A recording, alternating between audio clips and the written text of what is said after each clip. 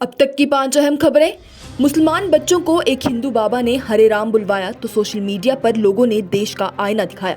पिछले कई महीनों से देश में लगातार कई ऐसे वाक्य सामने आ रहे हैं जहां पर बच्चों को हर मजहब के बारे में बताने पर कई स्कूल बंद हो गए और कई लोग सस्पेंड हो गए।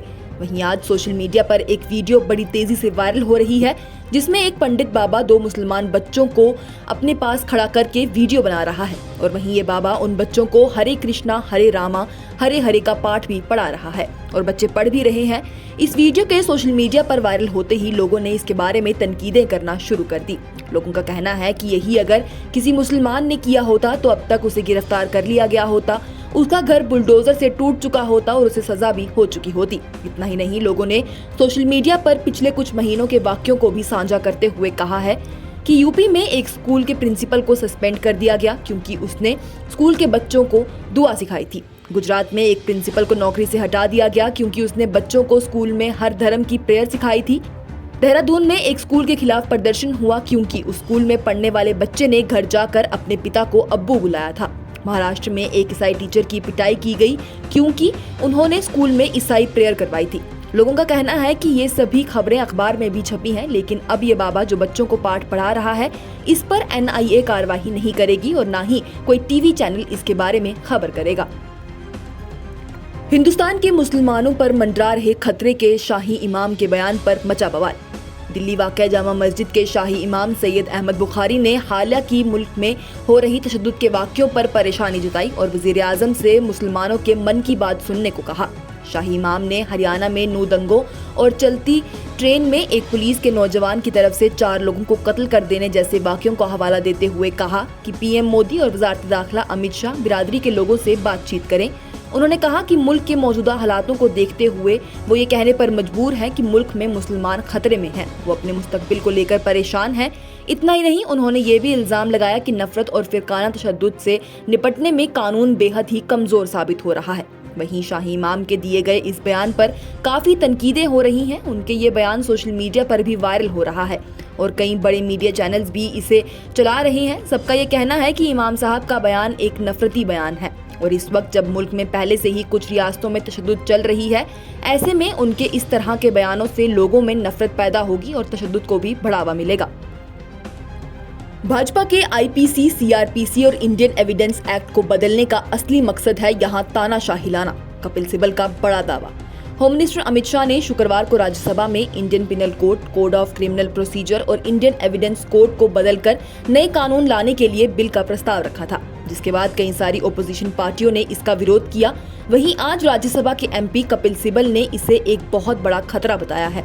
कपिल सिब्बल ने मीडिया से बातचीत करते हुए कहा कि ये जो सरकार दावा करती है कि वो कॉलोनियल विचारधारा और उनके कानूनों को खत्म करना चाहती है, पर असल में इस सरकार की ये सोच है कि कानून की मदद से इस मुल्क में तानाशाही लाई जाए। ऐसे कानून बनाए जाएं जिसमें जज के खिलाफ, किसी अधिकारी के खिलाफ, बैंक के अधिकारी के खिलाफ, CAG, मजिस्ट्रेट, हाई कोर्ट के जज, सुप्रीम कोर्ट के जज और कोई भी अधिकारी जो सरकार के अंदर काम करता है उसके खिलाफ भी कार्रवाई हो सके।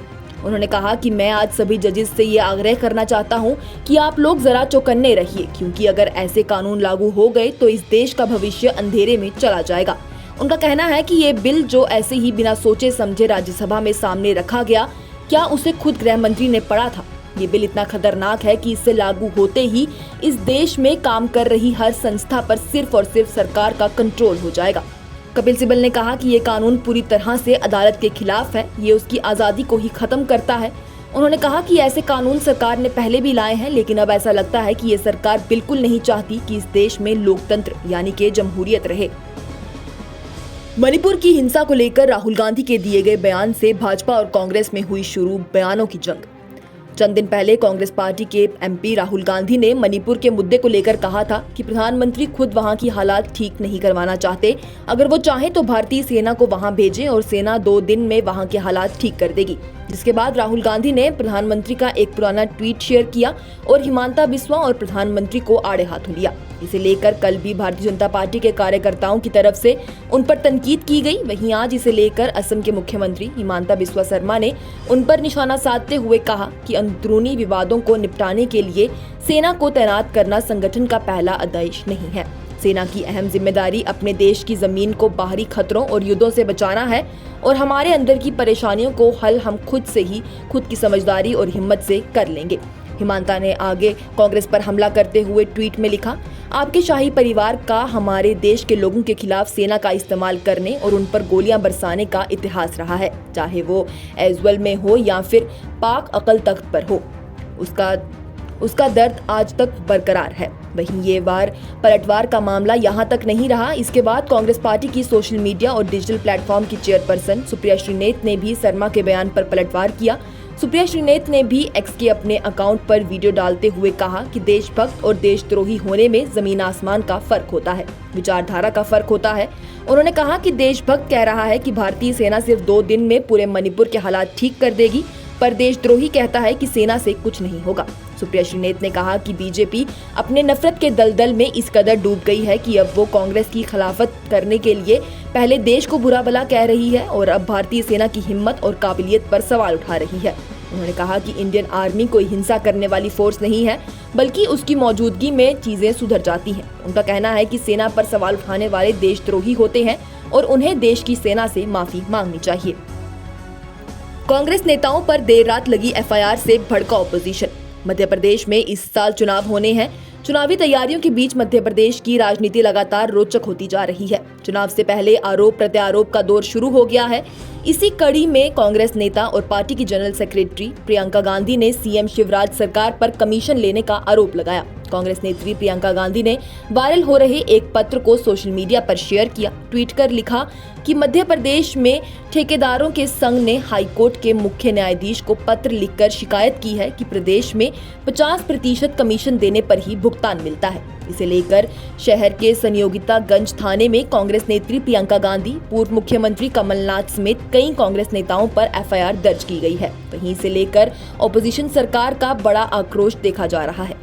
आरजेडी सांसद मनोज कुमार झा ने कहा कि सिर्फ एफआईआर ही क्यों दर्ज की, सीधा जेल में डाल देना चाहिए था, क्योंकि अब तो कुछ और बचा भी नहीं है। आपको बस कुछ भी बोलना है और अगर कोई आपसे सवाल कर ले तो उस पर आप एफआईआर दर्ज कर देंगे और कोशिश करेंगे कि उसकी सदस्यता ही चली जाए अगर वो किसी सांसद का सदस्य है। उन्होंने कहा कि ये एक खतरनाक खेल हो रहा है लोकतंत्र की आड़ में, कि सरकार अपने विरोधियों को ईडी, आईटी, सीबीआई से लेकर अब ऐसे मुकदमे लगा रही है और उन्हें दबाव डाल रही है। ये थी अब तक की 5 अहम खबरें। लेटेस्ट अपडेट्स के लिए देखते रहिए न्यूज़ इनसाइडर 24/7।